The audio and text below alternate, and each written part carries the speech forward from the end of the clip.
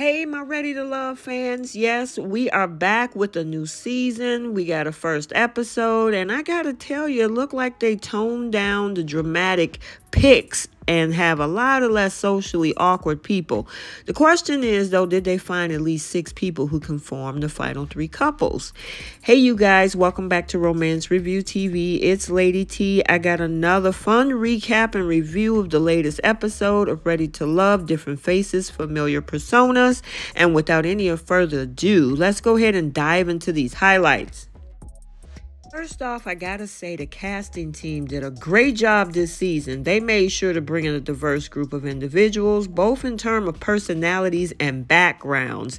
And there is no shortage of extroverts, ambiverts here. And even though there's some initial awkwardness, it's not a red flag across the board. I mean, we got a mix of health enthusiasts, creative minds, people with kids, people without kids. The show made an effort to include a variety of body types, so no one feels like they're just there to be eliminated based on looks. So I gotta give them kudos for that. Our host with the most, Tommy Miles, is back, and he did mention that there will be 2 eliminations at the end of the night in this episode as well. In the first elimination round, we actually had Leanne and Tequila, and Leanne's astrology fascination and lack of connection with Maurier led to her downfall. When he was talking about his dad and his son, it was like whatever to her. However, when it came to Tequila, she really didn't make enough of an impact with the men in her conversations. Thankfully, Tequila got to stay, even though she was not happy about that decision being in the bottom 2. I mean, it's always a little nerve-wracking for those that end up in the bottom 2, but we do lose Leanne. Now, with 1 elimination down, Tommy says that there's 1 more, which now have us talking about the men. Brandon take the spotlight with his 4 kids, 2 marriages to the same woman, and a recent divorce. Now, his baggage and cold cutoff attitude make him a natural fit for the bottom 2. Joining him in the bottom 2 is Habibi, who struggles with being seen as aggressive and not being taken seriously by the women.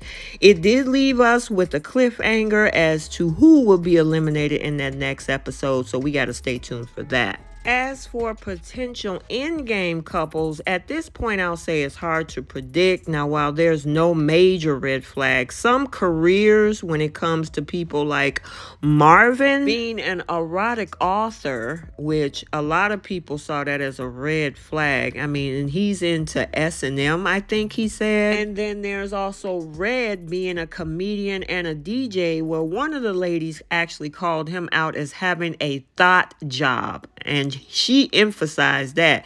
And of course, it comes with the territory being where he's working in the club. Now, I gotta say, this whole thing with Janelle and Herbert looks like a good matchup so far. They were really vibing with each other. Their connection seemed to be really going in the right direction. I mean, so much so that they were actually doing a little bit of physical touch when they were holding hands and kind of getting connected.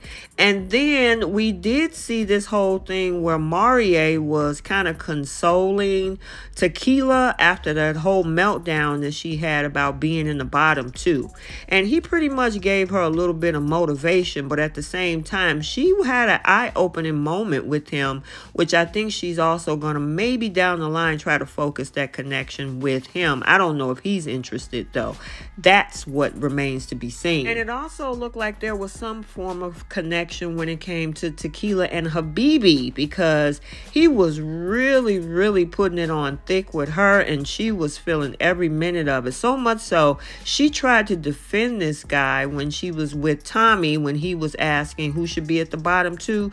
The other 2 ladies that were sitting with them, they said Habibi needs to go, and she got offended and said, "You don't know that type of love," and they gave her the side eye. So overall, Ready to Love is off to a very interesting start this season. Now, while there's no immediate in-game couples, there is hope for everyone to find a match. So let's just hope the show kind of improves its track record in forming lasting connections. And I did get to see the previews. I know there's a lot of twists and turns, and look like Tequila, it might be in the middle of a lot of the stuff that's going on, because every season have to have a villain. We heard somebody looking at somebody's breast or saying something about somebody's breast inappropriately, meaning one of the men to the women. So yeah, it looked like it's going to be a very interesting season. But I gotta say, they got a good mix this season, and I'm excited to see what happens next. Okay, so let's get the conversation started down in the comment section. Who do you think should go home when it comes to the men, Brandon or Habibi?